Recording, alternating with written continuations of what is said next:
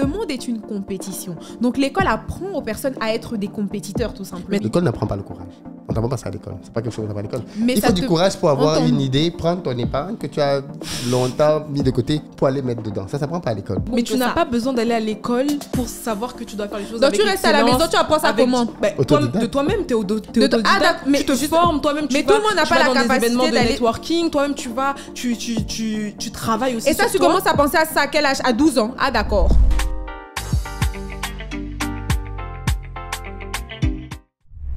Aller à l'école permet-il de rendre riche? Beaucoup d'entre nous sommes allés à l'école avec l'idée que l'école était le parcours par lequel il fallait aller pour aboutir au succès financier. Les résultats derrière sont divers et variés. Et aujourd'hui, nous voulons faire une analyse approfondie de cette question-là. Quel est le rôle de l'école finalement? Quelle place joue-t-elle dans le succès d'un individu? Pour en parler, nous avons nos deux superbes chroniqueuses qu'on ne présente plus. Marie à ma gauche, bonsoir. Bonsoir Philippe. Et Mylène à ma droite, bonsoir. Bonsoir. Alors, d'entrée de jeu, l'école, à quoi ça sert? Je pense que l'école, ça sert à avoir les connaissances nécessaires pour les transformer en compétences dans la vie active. Ça veut dire j'ai des connaissances. Ces connaissances-là, j'essaye de les mettre dans un métier. Et puis, ça devient vraiment des compétences qui m'aident réellement à pouvoir me vendre dans le marché du travail ou même à devenir entrepreneur. Alors, donc du coup, vu comme ça, l'école joue un rôle prépondérant pour devenir riche. Exactement, ça c'est même le rôle même central en fait. Central et puis il y a tout le reste autour. Qu'est-ce que tu penses de... Je pense pas forcément que l'école soit prépondérant pour acquérir des compétences. Enfin, je pense qu'on n'a pas forcément... Bon, on n'a pas forcément besoin d'aller à l'école pour acquérir des compétences. Pour devenir riche, parce qu'il y a beaucoup de personnes aujourd'hui qui ne sont pas forcément parties à l'école. Faut que je prenne des exemples. Bon, l'exemple que j'ai en tête là, ça va être des rappeurs, des gens un peu... Oui, c'est un chemin, c'est une voie. Voilà, des artistes. Il y a des artistes, il y a des gens du cinéma, ainsi de c'est suite. ça, des sportifs qui ne sont pas forcément partis à l'école et qui pour autant réussissent très bien. Qui sont Et qui riches embauchent des gens qui sont allés à l'école. et qui embauchent des personnes qui sont parties à l'école. Donc ça veut dire que finalement, pour devenir riche, l'école ne sert à rien. En fait, je suis désolée quand on parle des métiers artistiques, hein, quand on parle de musique, de danse, de chant, en fait, c'est pas question d'école, c'est question de talent. Mais le talent, tu le travailles, donc c'est une sorte d'école. Parce qu'il va falloir que tu aies un coach, que tu payes. Ce coach-là, tu vas devoir le payer, tu vas devoir avoir des cours. Même si ce n'est pas un certificat à la fin, c'est une école en fait. C'est une école artistique parce que cette personne va venir tous les jours pour que tu puisses rester à un certain niveau. Pour que Michael Jackson puisse être à un certain niveau, il a dû passer par, même si ce n'était pas des cours à l'école, il avait un coach, il avait un professeur qui venait tous les jours pour savoir. Pareil pour Beyoncé, comme elle a pris le domaine artistique. Mais malheureusement, tout le monde ne peut pas devenir artiste, tout le monde n'est pas talentueux. Donc, il y a aussi les travaux de la compétence et de la connaissance qu'il faut. Quand, par exemple, tu veux ouvrir un business, même si tu es un artiste, tu es obligé de connaître, de retour. Même si ce n'est pas à l'école, il te faut même une formation, et ça reste l'école, pour pouvoir en fait apprendre. Parce que sinon, tu vas te faire voler dans ton business. Qui est devenu riche grâce à l'école? Parce qu'on a beaucoup de milliardaires aujourd'hui qui sont milliardaires... Dangote, je commence à citer. Oui, il est allé à l'école, mais est-ce que c'est grâce à l'école qu'il est devenu riche? Non, mais c'est les connaissances, mais je veux dire... Dans le domaine de la technologie, on peut dire que Zuckerberg, Steve Jobs, Zuckerberg, oui, parce que bon, pour le coup, à la limite, ils ont appris à coder, ainsi de suite. Donc, l'école a joué un rôle prépondérant. Dans tous les métiers de la technologie, je pense qu'on n'a pas besoin de discuter de midi à 14h. Mais quand on sort des métiers de la technologie, est-ce que l'école reste prépondérant pour réussir? Pour devenir chef d'entreprise, par exemple, est-ce qu'on a besoin d'aller à l'école? Moi, je ne pense pas. Je pense que... Mais tu connais combien de chefs d'entreprise à succès qui ne sont pas allés à l'école, à part les papas africains? Non, et même les qui papas ne africains... sont pas allés à l'école parce qu'ils ne pouvaient pas. Parce qu'il n'y a peut-être pas le choix. Mais non, mais encore, je veux même dire que être chef d'entreprise, c'est une fonction. Pour pouvoir monter les marches, même qu'on te recrute de base aujourd'hui, en plus dans un monde francophone où les diplômes comptent énormément, tu peux pas avoir un BTS et finir comme quelqu'un qui a un Master 5. Après, ça dépend si tu sais te vendre. Il y a des personnes, il y a des cas, des exceptions, c'est une réalité, qui arrivent quand même avec un BTS, arriver à certains postes. Mais la question, c'est combien? C'est combien arrivent en fait à arriver à ce poste-là? En fait, l'école n'est pas... l'école qui te permet de devenir riche, mais c'est l'école qui te donne les connaissances en fait pour pouvoir batailler sur le marché de l'emploi parce que c'est trop rude. Tu ne peux pas juste être talentueux, tu ne peux pas juste avoir des connaissances. Après, bien évidemment, il y a des personnes qui sont allées à l'école, qui sont allées en licence et qui n'ont pas forcément, qui sont allées jusqu'en licence et qui ne sont pas forcément devenues les personnes les plus riches du monde. Il y a l'école qui te donne les connaissances, il y a maintenant toi savoir te vendre après. C'est ça aussi. Mais il te faut quand même ces connaissances-là, que ce soit les formations, que ce soit... Comment tu expliques donc que les milliardaires africains, beaucoup d'entre eux ne soient pas allés à l'école? Mais Aliko Dangote, mais même oui, mais il n'y a pas qu'Aliko qu'Aliko Dangote comme milliardaire. Il y a beaucoup de milliardaires dans nos pays qui ne sont pas allés à l'école. Hein. Ils ont fait du commerce, ils ont appris sur le terrain. Ils ont un sens du business redoutable, très bons négociateurs et qui sont devenus très riches.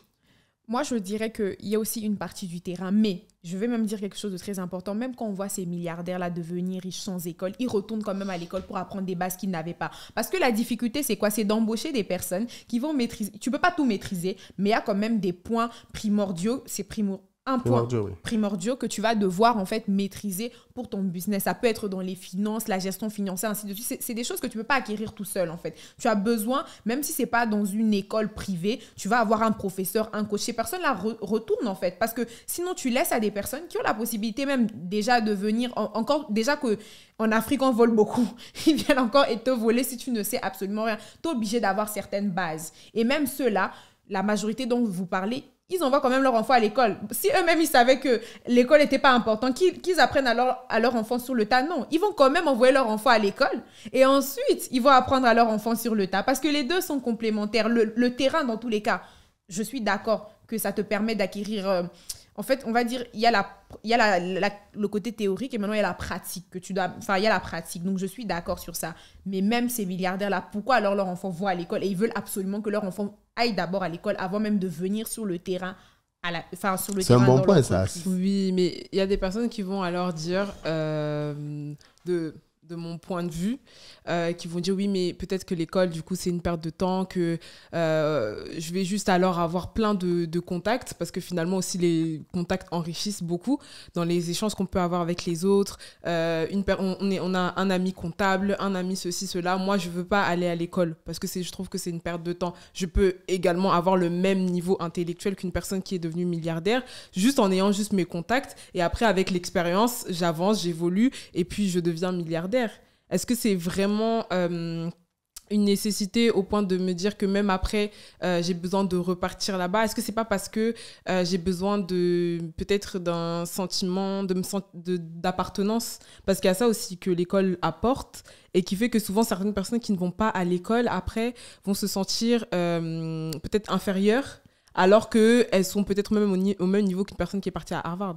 Alors, je sais pas si vous avez compris. Oui, moi, j'ai bien compris le raisonnement.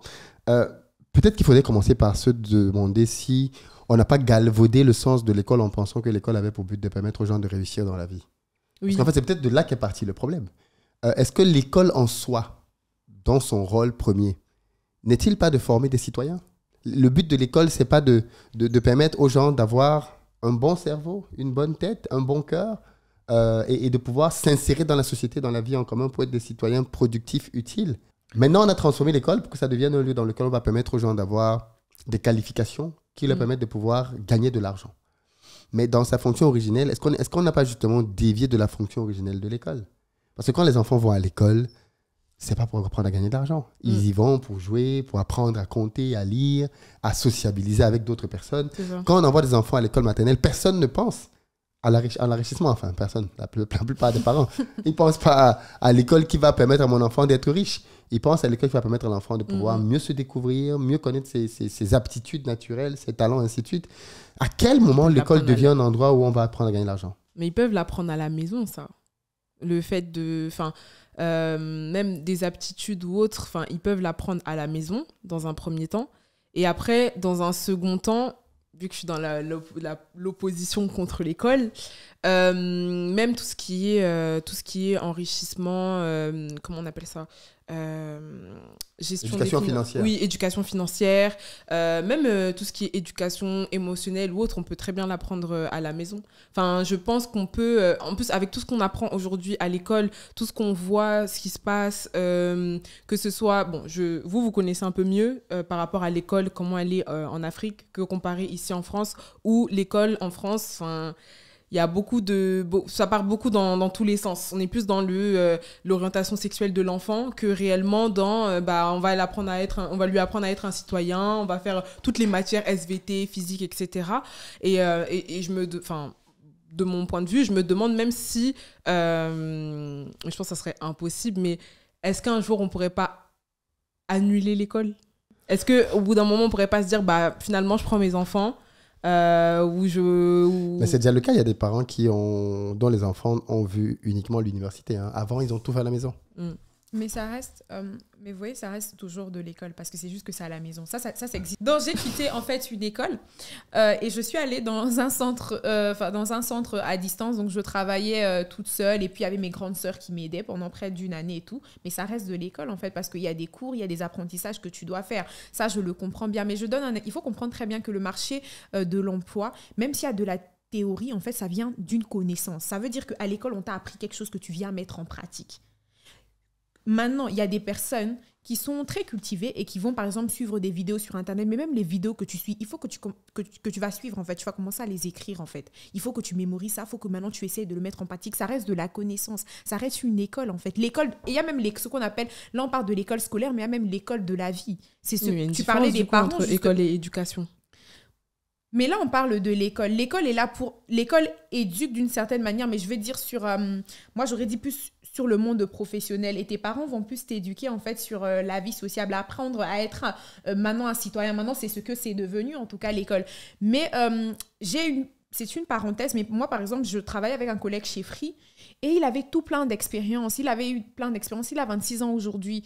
Mais il ne gagnait pas autant qu'une personne qui avait eu un Master 1 parce que tu es compétent, ok. Mais lui, en fait, il a fait les études. À la fois, il a la connaissance. À la fois, il a la pratique, en fait. Et donc, ça veut dire qu'il se vend mieux que toi. Et toi, oui, tu as eu juste des trucs t'as juste eu des connaissances sur le terrain, ok. Mais ça avance, en fait. Le marketing d'hier, souvent, je rigole. Quand je parle avec mon tonton, il me dit, mais toi, tu crois que le marketing est né aujourd'hui ou quoi? Tu vois, il me dit ça comme ça. Mais aujourd'hui, je lui apprends des notions qu'il ne connaissait même pas. Il me fait, ah bon, nos 5P, ça, j'étais pas au courant. Pourtant, lui aussi, il a appris du marketing. Donc, ce que j'essaye de dire, c'est que l'école, en fait, aussi permet de se réactualiser. Et même aujourd'hui, je pense que vous allez... Enfin, ce que toi, plutôt, tu vas apprendre, Philippe, aujourd'hui, dans 5 ans, tu vas rechercher, en fait, des informations pour savoir est-ce que la gestion financière a changé, est-ce qu'il y a eu des... Les principes de base ne vont pas bouger, mais les outils peuvent changer. C'est exactement ça. Il faut se mettre à la page, en fait. Et il faut apprendre ça, en fait. C'est pas... Qu'est-ce qui rend riche? C'est... La connaissance, c'est une compétence ou c'est l'intelligence financière? Qu'est-ce que la richesse, d'abord, non? Peut-être, oui. C'est l'accumulation. Oui. L'accumulation de biens. Oui. Bon. Il y en a beaucoup. Pour faire une définition simple, moi je dirais que c'est de l'accumulation de biens. Si. Mais... Donc, qu'est-ce qui rend riche? Oui. Est-ce que c'est... Parce que quand on dit que l'école rend riche, ça voudrait dire que c'est l'obtention d'un parchemin qui sanctionnerait le fait d'être riche. Mais toi, tu as fait des études, beaucoup d'études même. Est-ce que tu es riche? Je vais le devenir parce que j'ai les connaissances. Non, c'est vrai. Non, je vais le devenir. Oui, je vais devenir riche. Je vous parle ici. Et dans 10 ans, je reviendrai chez Investir au Pays vous dire que je suis devenue riche, effectivement. Je vais devenir riche parce que, en fait, j'ai eu des connaissances que je sais que peu importe le travail que j'ai eu, en fait, les connaissances que je suis venue vendre dans des entreprises, ou même des compétences, je les ai d'abord apprises. Je ne suis pas venue comme ça par hasard, en fait. Même quand je suis allée rechercher des vidéos sur Internet, je les ai d'abord apprises. Il y avait d'abord une connaissance. Et je pense, sincèrement, qu'il n'y a aucune entreprise qui recrute une personne qui, même si elle a la pratique, n'a pas la théorie. Parce qu'il y a encore plus de formation. Et n'oublions pas qu'aujourd'hui, dans le monde du travail, on veut des personnes qui sont directement opérationnelles, mais qui ne sont pas seulement dans la pratique, qui sont aussi capables de t'avoir une analyse, une réflexion derrière. Et quand, par exemple, je suis désolée, même si tu apprends le marketing, on parle du marketing, aujourd'hui, tu ne peux pas aller travailler chez Ernst & Young, même si tout le monde ne veut pas travailler là-bas. C'est un cabinet d'audit pour les personnes qui ne connaissent pas Ernst & Young, McKinsey ou bien Deloitte. Tu es obligé, tu ne peux pas apprendre comme ça tout ce qui est fiscalité, tout ce qui est audit. Non, tu es obligé d'apprendre, en fait. Et tu viens d'abord parce que tu as appris ça à l'école ou tu as appris ça dans des vidéos, tu viens maintenant te vendre dessus. Moi, je suis pro du coup vidéo, formation autodidacte, être là, aller chercher les articles, vidéos, formation. Mais est-ce que tu es forcément obligé d'aller dans une école de commerce, une école de, je sais pas, l'université pour dire que je suis compétente ou j'ai la qualité de... Comment on devient riche? En faisant 2 choses principalement. En lançant des business ou en investissant dans d'autres business. Oui. Okay? Laquelle de ces 2 compétences est enseignée à l'école? Okay. Est-ce qu'à l'école, on enseigne l'entrepreneuriat? Bon, on commence à avoir des programmes. Hein, qui Si, aux États-Unis, Business Administration. Non, je le dis quand même, aux États-Unis, Business Administration. Et puis ici en France, dans les écoles de commerce, gestion des entreprises. Non, parlons tu connais combien d'entrepreneurs issus d'écoles de business? Mais même s'ils ne sont pas issus des écoles de commerce, les bases que vous avez appris dans votre université, souvent, je ne sais pas si vous vous rendez compte, mais les programmes, même quand vous allez en marketing, même quand vous allez en commerce, c'est souvent en fait des bases. Souvent, il y a un côté entrepreneurial. Oui, c'est bien d'avoir les bases, mais ça ne permet pas de réussir. Non, je dis que ça ne permet pas de réussir, mais c'est un pont vers la réussite. Il faut avoir des connaissances solides. Tu ne peux pas te lancer comme ça dans l'entrepreneuriat. Vous avez dû étudier des marchés. Comment vous avez appris l'étude des marchés? L'une des choses qu'on reproche justement à l'école, c'est qu'elle est inadaptée par rapport aux besoins. Alors là, c'est autre chose. Ça veut dire qu'il faut peut-être réformer le système scolaire, mais ça ne veut pas dire que l'école ne sert pas à quelque chose. Personne n'a dit ça. La question, c'est est-ce que l'école sert à devenir riche? Oui, l'école pour moi, l'école sert à devenir... Les compétences que tu as apprises, dont tu parles depuis tout à l'heure, laquelle de ces compétences rend riche? Non, mais je veux dire, c'est un pont vers la réussite. C'est quand même un pont vers la réussite. Ce sont des outils, effectivement, que tu as dans ton arsenal. Bien sûr. Mais ces outils-là, tu peux les avoir, mais jamais ils ne te permettent de devenir riche. Et je pense même que l'école conforte dans la sécurité, dans le sens où... Ça, c'est l'un des gros inconvénients de l'école. Il y a beaucoup de personnes qui vont justement... qui ont toutes les compétences pour devenir riches. Hein. Toutes les compétences pour être au même niveau que Philippe, mais qui... Au-dessus même. Mais qui, parce que dans l'école, on leur a appris, non. En fait, la méthode, c'est d'abord, il faut que tu passes par là-bas, il faut que tu fasses ceci, il faut que tu aies 15 de moyenne, il faut que tu apprennes par cœur ceci, cela. Et qui, au final, quand ils sont dans la vie active, ils ont peur. Ils ont peur de se lancer, ils ont peur de faire les choses. Que les premiers de la classe comme toi, parce que tu as tout le profil d'une première de la classe, en tout cas, tu parles comme une première de la classe. Comment expliquer que les premiers de la classe ne réussissent pas à être premiers dans la vie? Ok, je vais d'abord expliquer quelque chose. Je n'étais pas première de la classe, mais à la personne qui est première de la classe, effectivement, je la dépasse maintenant dans la vie sociale, donc je te fais un big up. Mais j'étais parmi les meilleures de la classe. Je pense que d'une certaine manière, tu peux avoir des connaissances, mais c'est très très fort. Il faut savoir maintenant les transformer en compétences. Tu peux être quelqu'un de très bon en littérature. Maintenant, quand tu vas dans une entreprise, il faut maintenant avoir la capacité, pas seulement la capacité scolaire, mais la capacité de mettre ça en pratique. C'est pour ça, je pense que l'école, dans tous les cas, c'est un pont nécessaire. Oui, mais il faut peut-être modifier le système scolaire. Non, on n'a pas encore d'aller modifier. L'école telle qu'elle est aujourd'hui. Est-ce que l'école, justement, ne forme pas à l'échec? Puisque l'une des caractéristiques des gens qui réussissent dans tous les domaines, ce sont des gens qui prennent des risques. Prendre des risques veut dire aller là où on dit qu'il ne faut pas aller. C'est ça un risque en fait. C'est-à-dire que si tout le monde dit qu'à 18h tu dois être parti, toi tu es encore là à 19h. Tu vois, c'est ça prendre le risque, c'est aller à l'encontre des règles et des conventions. Or, tout ce que l'école nous apprend de toute notre vie, c'est de respecter les règles et les conventions. Le premier de la classe, c'est celui qui respecte le plus les règles et les conventions. C'est celui qui est là à l'heure, c'est celui qui prend les noms des bavards, c'est celui qui recrache tout ce que le prof a dit mieux que tous les autres. Ce sont des qualités. Hein. Il dit même que non, on avait les devoirs à faire. Il dit non, il rappelle. Il dit non, vous avez oublié, professeur. Il dit non, moi j'ai noté dans mon agenda. Et il a fait les devoirs en plus. Mais c'est cette qualité-là, justement, ce sont des qualités. Dans la vraie vie, deviennent des handicaps. Non, je vais justement vous nuancer. J'attendais en fait ce point-là, justement, pour pouvoir rebondir. Est-ce que alors je peux mettre, comment dirais-je, juste pour rejoindre par rapport au fait de prendre des risques. Je vais raconter une histoire toute simple que vous connaissez très certainement. Initialement, comment je suis arrivée chez Investir au Pays à déformer toutes les lois de la logique, à mon sens. Je sais pas vous, mais à mon sens, les lois de la logique. Parce que quand on veut rentrer dans une entreprise, on va se dire à l'école, ce qu'on t'apprend, il faut que ton CV soit nickel, il faut que tu aies une photo, il faut que tu mettes ceci et tout, etc.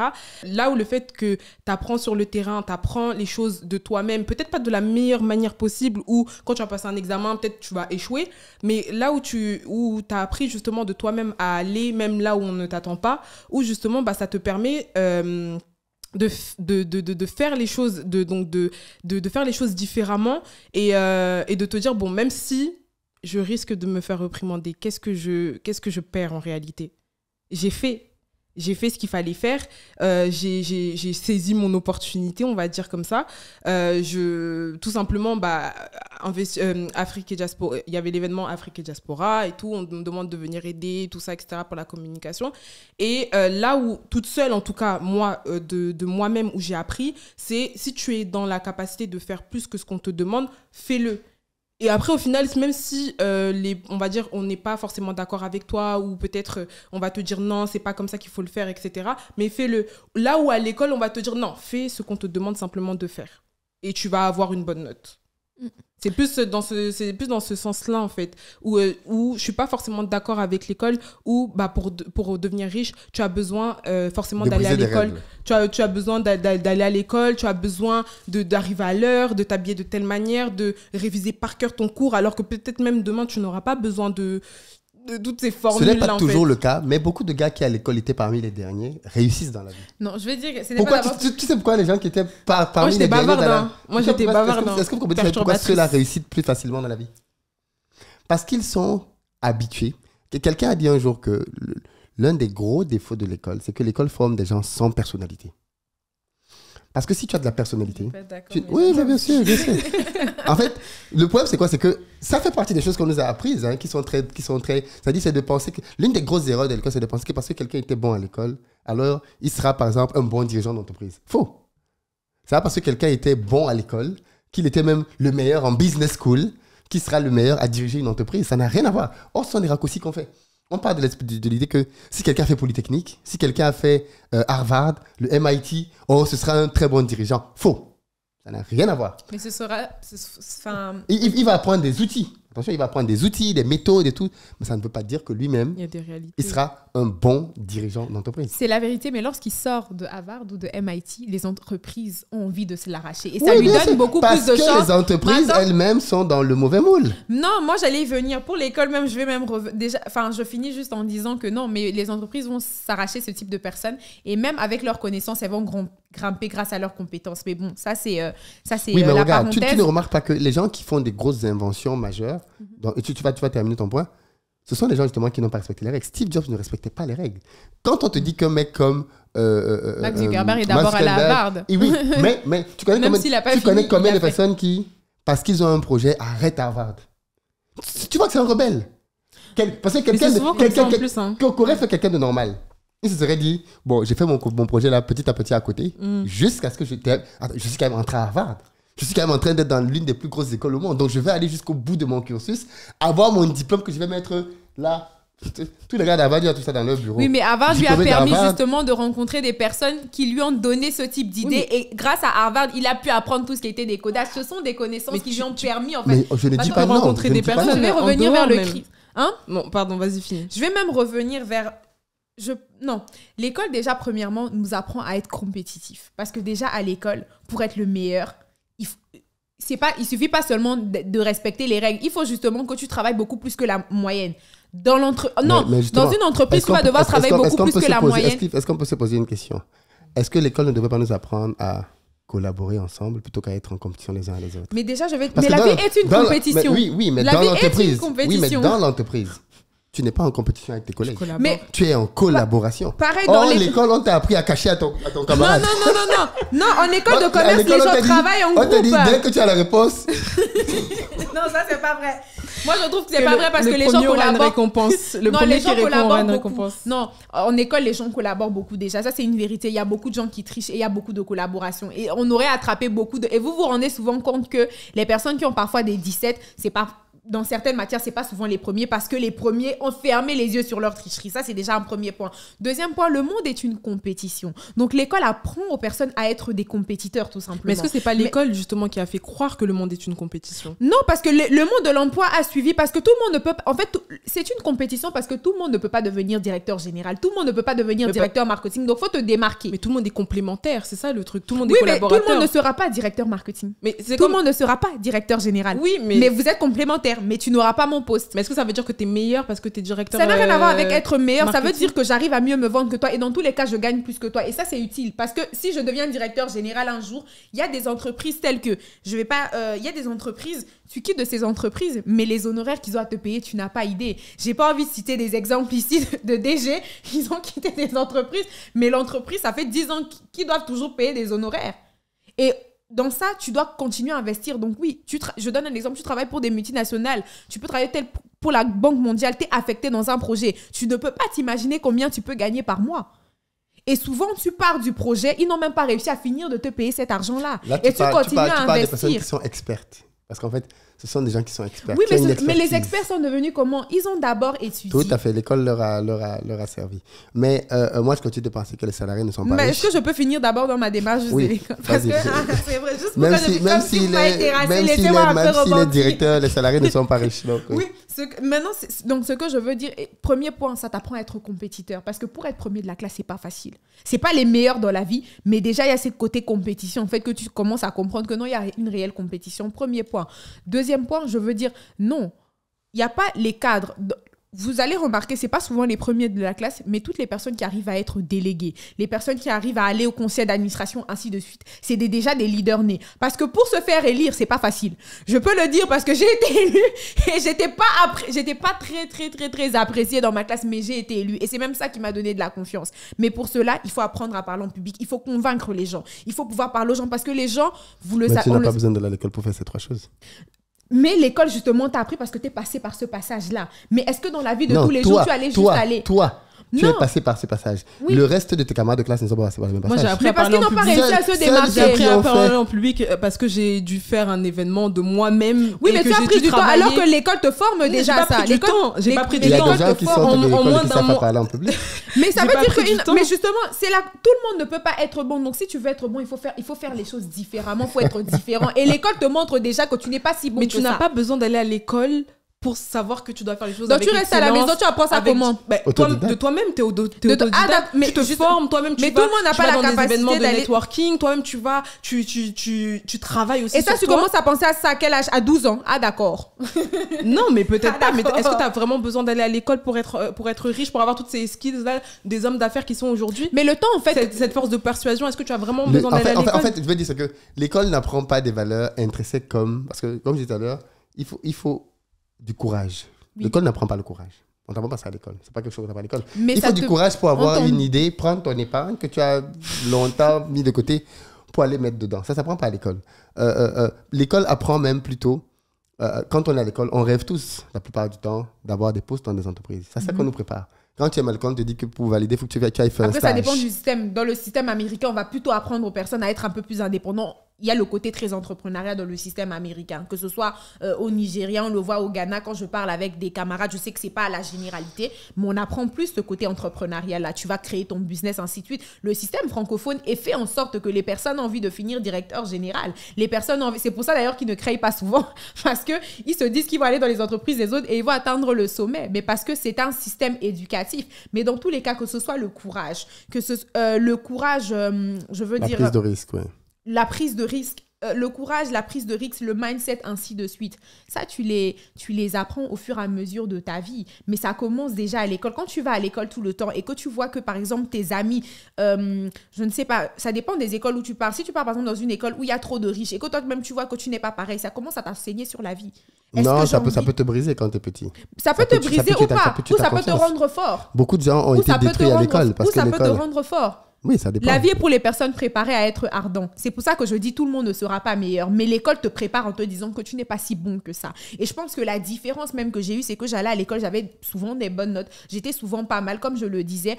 Mes professeurs pouvaient dire que j'étais la bonne élève, mais n'ont jamais dit que j'étais la meilleure élève. Et ça suscite aussi en toi un courage de te dire et aussi une envie débordante en toi en te disant à quel moment je vais devenir la meilleure, à quel moment je vais devenir excellente. Et tout cela, l'école, c'est un environnement de vie. Tu as tes camarades, que tu parlais des camarades, les premières personnes que tu côtoies, ce sont tes camarades. Tu ne vois pas souvent tes parents, tu vois tes professeurs. C'est un environnement de vie qui te fait aussi devenir une personne soit courageuse, soit comme vous avez dit le contraire, ça te brise. Mais quand on regarde les résultats, la plupart des personnes qui ont fait l'école, soit le temps juste de la population, sont dans des situations d'échec financier. Marceline Kaozi a réussi, on continue. Nicole Soulou, est-ce que je cite les prénoms ici qui ont fait tous des écoles? Non, mais alors attention. C'est très bien de faire la déduction. Tous ceux qui ont réussi n'ont pas fait l'école. Et tous ceux qui ont fait l'école n'ont pas réussi. Oui. Très peu de personnes qui ont fait l'école ont réussi. Très, très peu de personnes. Moi, en tout cas, que ce soit, on peut parler de Tony Eloumelou. Et en fait, Bon, tu pourrais me dire aussi que parmi les gens qui n'ont pas fait l'école, peut-être qu'encore moins de personnes ont réussi. J'allais en plus le dire. Si tu prends tes camarades qui ont arrêté l'école tôt, c'est peut-être plus... Est-ce que vous n'avez pas remarqué que même les mamans Bayam Salam ou bien les mamans qui sont au marché, au bout d'un moment même, elles sont obligées d'envoyer leur enfant à l'école pour que leur enfant aille à l'école et revienne les aider parce qu'elles n'arrivent plus en fait. Parce que on les vole premièrement. Deuxièmement, il y a des finances, des choses qu'elles ne comprennent pas elles-mêmes. Pourtant, il y en a qui ont 5-6 boutiques. Mais elles envoient les enfants à l'école pour revenir justement, pour mieux maîtriser le business, pour mieux comprendre... je veux dire, ça dépend en fait, pour mieux comprendre le mindset des clients, pour mieux adapter une stratégie marketing. Donc, en fait, je veux dire, si vous avez tant de connaissances que ça, si vous avez tant de boutiques que ça, n'envoyez pas vos enfants à l'école quand vos enfants viennent aussi être avec vous. Du coup, et puis, vous étudiez. Le mot de la fin. Pour revenir, l'école ne rend pas riche. L'école, c'est là où je vais te rejoindre. L'école apprend des codes. L'école va apprendre des codes. Mais des codes qui peuvent te nuire. Parce qu'en fait, c'est ça le problème, c'est que ces codes dont tu parles, dans la vie, hein. La plupart des codes dont tu parles, c'est pas des codes dont on a besoin pour être riche. On n'apprend pas la gestion des finances, on n'apprend pas... À l'université, si. Moi, dans mon école, quand tu fais mon école, on n'apprend pas ceux qui font gestion dans les autres. Ou bien finance et tout. Non, il y a toujours la comptabilité. Que ceux qui font finance, on leur apprend. Non, mais la comptabilité n'a rien à voir avec la gestion des finances. Non, ok, mais je veux dire, dans la comptabilité, ensuite, parfois dans certaines filières, il y a aussi les finances rajoutées à la comptabilité. Oui, mais les finances, ce sont les finances d'entreprise. Oui, mais tu as déjà les bases pour construire. L'école ne peut pas tout apprendre. Ça, c'est une vérité, mais l'école apprend la base. Mais la base sans argent. Alors, c'est à toi de fructifier l'argent. Tu peux pas. Je suis désolée, est-ce qu'on t'apprend à faire des side business? Le thème ici, là, ce n'est pas que l'école ne sert à rien. À l'école, on t'apprend à faire des side business? Ah bon, lequel? À l'école, on t'apprend à faire des side business? Je suis désolée, quand tu dis que, par exemple, quand tu es en business administration, oui, on t'apprend à quel business? Tu peux soit devenir chef d'entreprise, soit tu peux devenir chef d'entreprise et créer ton business à côté. Ça fait partie aussi. Non, est-ce qu'on t'apprend en tant qu'élève? Genre maintenant, nous, toi et moi, nous sommes apprentis ici chez Investir au Pays. Toi, tu as ton école, j'ai mon école. Est-ce que maintenant, quand tu as tes cours, on te dit, bon, en plus de votre alternance, vous pouvez peut-être lancer un e-book? Ah, ça, non, oui, je suis d'accord. Voilà. C'est ça qu'on appelle ça. Après, ça dépend aussi des... Non, c'est vrai, mais après, ça dépend des professeurs. Parce qu'il y a des professeurs... Non, c'est une réalité, par contre. Non, on te parle de l'école de manière générale, pas des professeurs qui, oui, eux, connaissent etc. Franchement, ça dépend des écoles. Et même dans le monde de l'entreprise, est-ce que tu as déjà vu des employeurs qui sont partis dire à leurs employés? Chez HEC, Sciences Po ou Harvard. Il nous faut pour cette émission un sifflet, s'il vous plaît. Franchement, acheter un sifflet, juste sérieux en plus. Donc moi, je suis persuadée que... Bon, je suis pas contre le fait d'aller à l'école, je dis bien, mais je suis persuadée que c'est pas l'école qui va nous rendre riches. C'est nous aussi, dans notre manière de voir la vie, de faire les choses, d'être audacieux, d'être vraiment dans... je me crée aussi moi-même mes opportunités, de pas compter que sur l'école, et voilà. Très bien. Moi, je dirais que l'école, pour moi, c'est important. Ça fait partie, c'est primordial, en fait, mais ça ne constitue pas une réussite financière. Donc, bien évidemment, il y a des compétences que tu dois aller chercher au-delà de tout ce que tu as appris à l'école.